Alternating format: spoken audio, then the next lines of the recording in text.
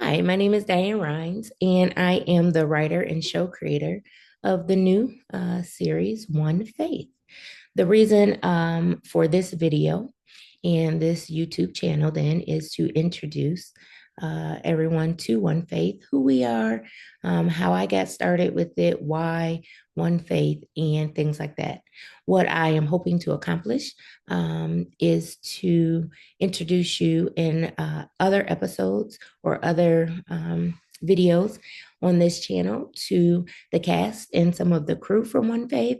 So you get to know us a little bit, know what you are signing up for if you choose to watch us and answer any questions that you may end up having. So again, I'll start off. I'm Diane Rhynes. I will tell you that I've been writing my entire life. I remember being in elementary school, and my fifth grade teacher really encouraged me to write. She saw a gift, and she continued just to work with me and challenge me. And so much so that when I showed up for my eighth grade English class, she was there and she shared that she wanted to continue to help me develop this gift. At the time, I really probably wasn't thinking much of it because it was just something that I did. I remember getting a Buddy L typewriter, if anybody remembers what those were, as a child, a young child, and just sitting down writing all kind of, different things on it. It was probably one of my favorite toys until I got too old to, play with toys. And so, many years later, I ended up learning how to do grant proposals and press releases and employee manuals and just writing. I did a lot of freelance journalism then in my 20s and 30s. I wrote for the Beacon Journal. I wrote for Leader Publications. So that's the West Side Leader, the Green Leader. I did for record publishing, so that's Maple Height Press, Bedford Times Register, Stowe Century. And so, just always finding some type of challenge, fun, relief in writing. But it wasn't until I, became a little older and started to get serious, I guess, in the church. And my pastor at the time was doing a workshop on In Pursuit of Purpose. And that really changed my life because I wanted to know, like, what was I created for? What was I supposed to do? And how I could honor God then through, you know, what He created me for. And in doing so, and in attending Bible studies and Sunday schools and things like that, I began to pray and just ask God to allow me to hear Him in a greater way, in a stronger way, because I wanted to serve Him and I wanted to, walk in whatever calling that He gave me. I remember it was early 2000s. I was watching Grey's Anatomy and I fell asleep. And the reason I remember so vividly what I was doing and how this all came about is because nothing like this has happened to me before or since. So I went to sleep and I had this dream, and I dreamed about a group of individuals, and I knew all kind of stuff about them. I saw them walking in some of their darkest hours.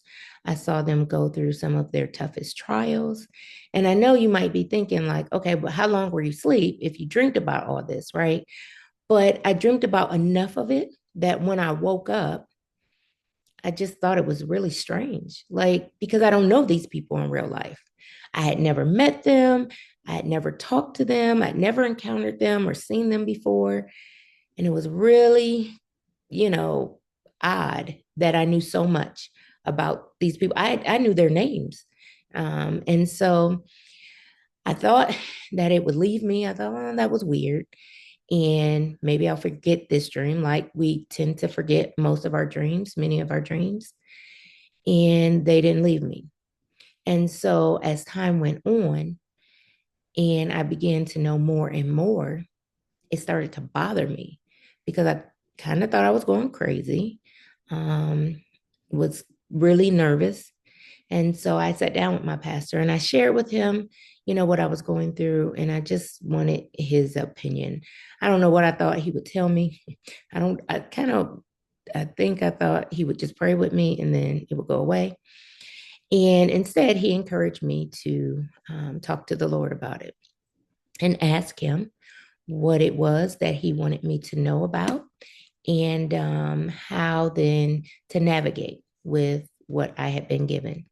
And so that's exactly what I did. And when I, talked to God and found out that this is my ministry, this is a way that I will impact people's lives, or one of the ways, that's what I will say, one of the ways that I will impact people's lives. And so I immediately start, sitting down and writing these episodes, and they were just kind of coming out because I knew so much and I just needed to get it out of my head and onto the paper. And I was entering all kind of, screenwriting contests and submitting, and everything was coming back no, and I didn't understand it because I knew like their stories are interesting, and I knew it was good, and I didn't know why I was getting all these no's. But after some time and talking to people and doing some research, um, I realized my formatting was off, and it was just a lot of different things. So that led me to film school. And in film school, I started developing out then these characters, flushing out different things. So as I was growing, they were growing with me. So their stories changed a bit as they got older and as the world looked different and things like that. And that led me to moving across the country by myself in pursuit of then this dream. I felt as if this is something that, I needed to do, and I needed to get this story in front of people. And so moved to LA. I was there a number of years. And, I was making connections, but not really. And the summer of 2017, I joined Act One. They are a community of Christians working in the industry. And I made some great connections, and I was able to share, some things that was on my heart, and met some people who, potentially could have helped me make some different introductions. And I thought I was on my way. And all of a sudden, I had to move back home. And I was frustrated because I felt like everything that I thought I was sent to LA to do, I didn't accomplish. And so I was dealing with feelings of failure and feelings of, that maybe I had missed or misunderstood, what I thought God had shared with me and shown me. And it was a journey. I mean, when I got home, then I didn't tell anybody I was moving home. My mother and father and my sisters knew, but outside of that, I didn't tell anybody because I was embarrassed. And so, as people would ask me, what happened to your show, and are you still writing that? And so here I go with my smart self, and instead of dealing with that failure, or instead of, I guess, publicly, right? The embarrassment, that's what I'll say, of the failure that I was feeling. I started to lie, and I said, oh, you know what? I'm no longer a writer. I don't do that anymore. Right. And so, you know, that was something. And I was able to reconnect though with Devin Collins of Stimuli Film. And he was working on a show then. He brought me on as um, in a assistant producing role. And then 2019, we worked on a short film, Toxic, a Black woman story that kind of changed my life as well. I met members of the crew. I met some different talent that I instantly connected with. Crystal Painter, who is amazing. She's also in One Faith. She is one of our producers. She is part of the cast. She's amazing. She did a lot of the casting for us. And so, but I was a script supervisor for that. And as I was working on that, you know, then God had me deal with this failure thing again, and he brought it back up. And I had to learn Success for me is not the same as success in the eyes of God, right? I realized that I had did what I was sent to LA to do. And even though it did not look like how I had hoped and intended for it to look like, um, God's timing is perfect. And I was exactly where I needed to be. So then 2020, end of 2019, after working on that toxic, short, Devin and I decided we were going to try to produce One Faith ourselves. And, didn't really have the resources for it, but, we felt like we can do the best we could. We can do a couple episodes, at least get it in front of people to see if there were any interest in getting, sponsorship and things like that. Well, we all know what happened in 2020, COVID. And so we could not. Uh, I think we started some preliminary planning, but we didn't get very far with that. And so, then we fast forward to 2023. And at that time, as I continued to try to walk in my purpose, I was pursuing a career in chaplaincy because I do know that that is something that God has called me to do, to walk alongside people.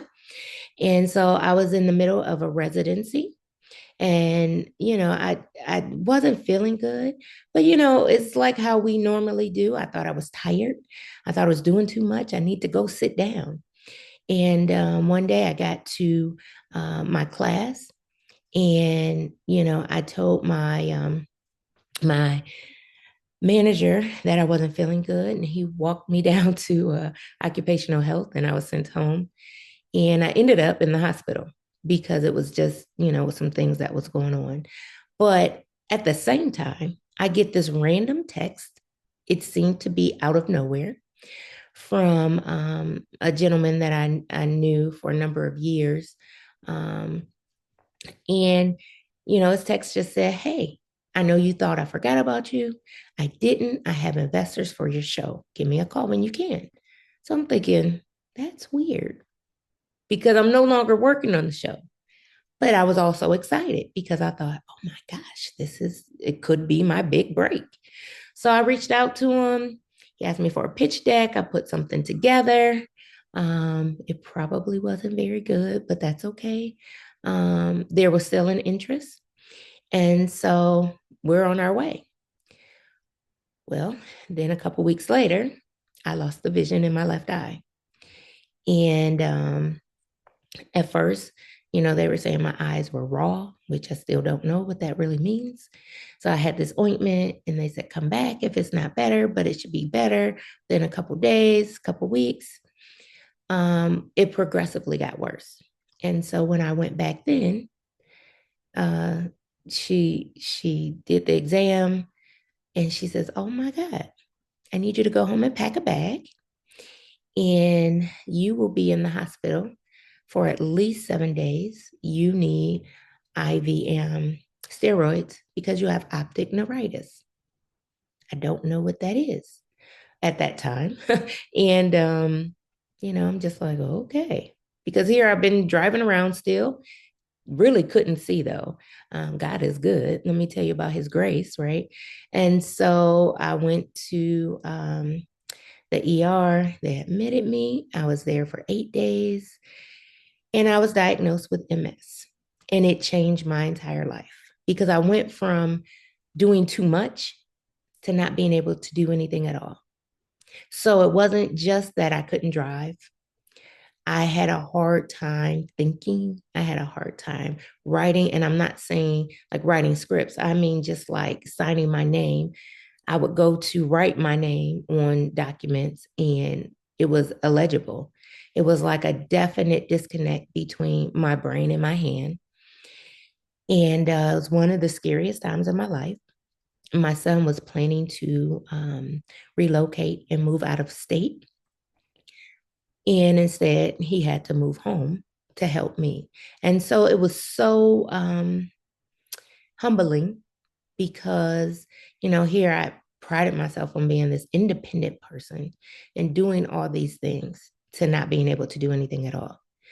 It impacted my speech at times, my mobility. It was a hard time. And so, needless to say, I wasn't able to follow up then with these investors because I couldn't. I couldn't follow up, with anybody. I couldn't do anything for myself. So, a couple months had passed, and in one of my eye appointments, I met this nurse who told me about a doctor, Terry Walls, who actually also has MS and had a similar story after she received her MS diagnosis, although she went into a zero gravity tilt recline wheelchair and was just, having a hard time even getting out of bed. And so she used her diet and, supplementation to treat her MS. And now she encourages people um, that they can do the same. And so that brought me some hope. And, after having experimental medications and different things, I finally found a routine that was manageable for me. But it took some time to really get to where I could kind of function again. And to this day, every day is different. Sometimes I have good days, sometimes I have bad days. I have learned to listen to my body though, and to, you know, act accordingly. So I share that to say that it was after I accepted that I had this diagnosis, that I had MS. And it's really even kind of hard for me to be this vulnerable here now, because a lot of people don't know that I have MS. I did not want them to know. I still do not want them to know because I don't want people to treat me differently, right?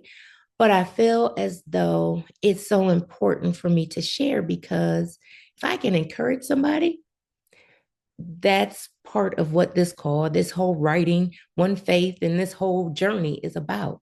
So, I received the diagnosis, and so many people around me said, I don't believe you really have it. I think God is going to deliver you from all those symptoms. Don't claim that. If you claim it, then you're going to end up this way or that way. And what I heard the Lord say to me is, you have MS, and pretending like you don't have it is not serving me. I am going to use you.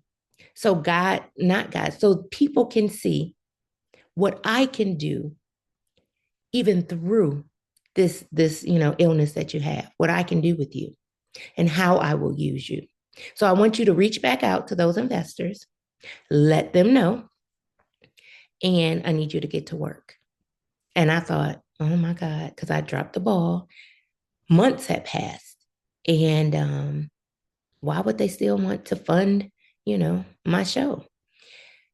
I reached out, I shared. First question, are you okay? I said, I'm okay, I'm managing. They said, okay, well, let's get to work. They were still interested.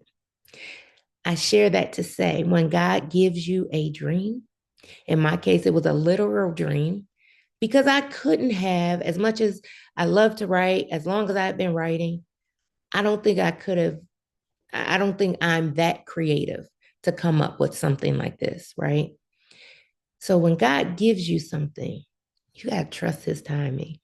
Trust and know that in his time, at the right time, it will come to pass. He just needs a yes. And so I had been through a couple things in between that, and had got to the place where I was so frustrated with so many things. And God says, I need you to update your script and put it all in there. And so what we have in this first season of One Faith is the best version that I've ever written of One Faith. Back in 2012, I did a play. It was called When You've Been Called, and it dealt with a lot of these principal characters. Keith wasn't in it, but it was Karen and Kim, and then their friends were in it. And similar story, but a little different. And did it down at EJ Thomas, had great reviews, but I wanted to see how people would connect with these characters and if they would be able to really kind of relate to them. And so just took it up a notch and I put it all on the page. And I'll tell you one thing that I was always told in film school was the more fun and the more free you feel in writing your script, it's going to show on the page and your characters will leap off. And so I will tell you that I laughed when I wrote this. I cried when I wrote this. I would know what was coming next and not want to write it because I'm like, oh no, I can't. Oh my God. So I had all the feels, all the things, right? And one of the best feelings in the world was when I met this cast that brought these characters to life. It was so, I don't even, it was amazing to me, right? To see what God did through this script, how it touched their lives. You know, a lot of them felt as if they could relate to the story, right? And that is has nothing to do with me. I am a vessel, right?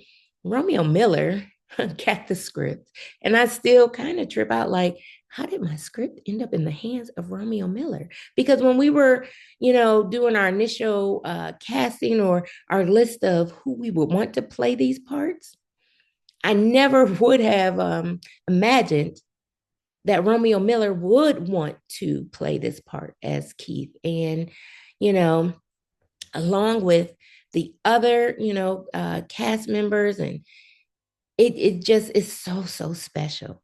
And so, I would ask that you keep an open mind when you watch the show. Some people say, well, one faith. So that sounds like a religious type thing. And what I will tell you is, I'm a Christian. And so my conversation is going to kind of go back to God, point people back to God. I'm going to be real about what I deal with or what I think my friends are dealing with. Going to be supportive. But, and so, yeah, so one faith, you're going to, what you see is what you get. So you're going to get a lot of that encouragement and things like that.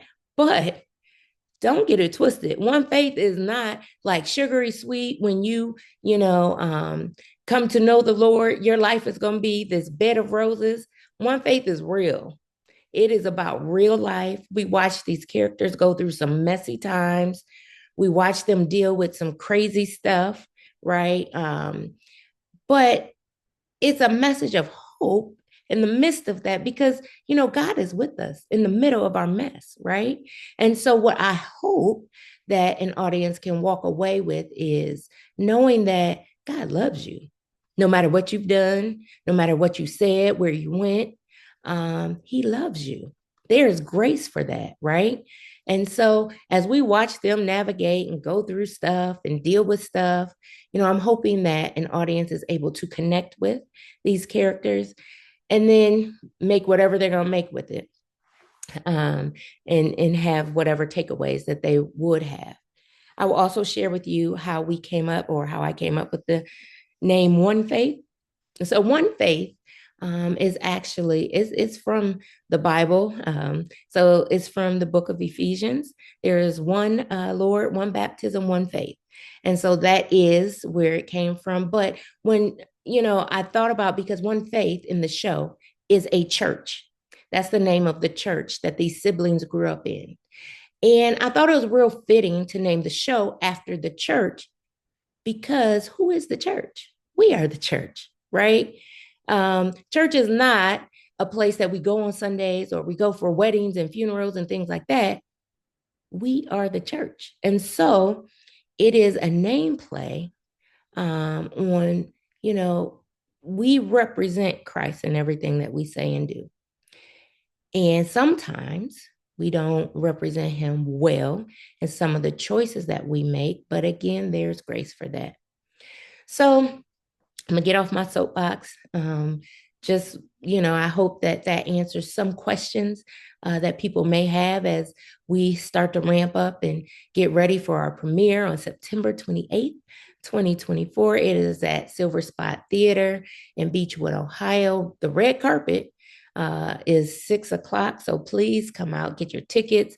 Everything is available on Eventbrite. Some people ask me about the different level of tickets. So the VIP room or the media room, whatever you might want to call it. We're hoping to have press there. We have hors d'oeuvres there. We're trying to allow audiences to have just that royal treatment as we celebrate and debut what we've worked so hard on. But so there's cocktails, there's hors d'oeuvres, things like that in that room. We have two other theaters though. For general audiences, it doesn't mean we don't love you. It doesn't mean we're not glad that you're there, right? But we had to kind of do it in a strategic way, in an economical way, so that everyone who would like to attend is able to attend, and that we're also able to, show it to you and bring it to you. Thank you for just kind of tuning in, watching this introduction video, and just for your interest. I hope that you will come back and tune in as we begin to introduce our cast, some of our crew to you. And yeah, let's go. Let's get it. Anyway, I just wanted to share all that. Thank you again. And I look forward to having you on this journey with us. God bless. Take care.